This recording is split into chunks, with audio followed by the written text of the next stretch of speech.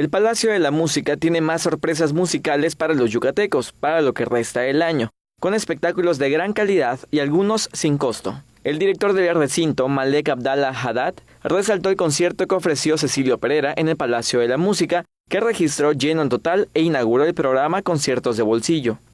Que son los que estaremos teniendo a lo largo del cierre de año, que serán 9 conciertos más, y pues estos se irán dando con fechas que iremos publicando y que ya tendrán algunos con costo, pero que serán de muy alto nivel para que la ciudadanía pueda disfrutar. El Palacio de la Música mejoró sus proyectos para estar más cerca de la ciudadanía.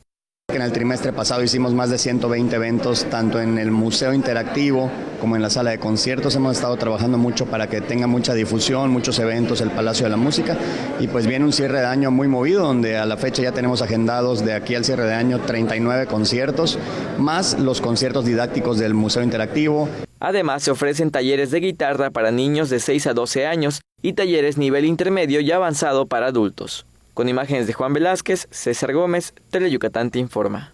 Teleyucatán te informa, de lunes a viernes, 3 de la tarde, con Livden Ojeda.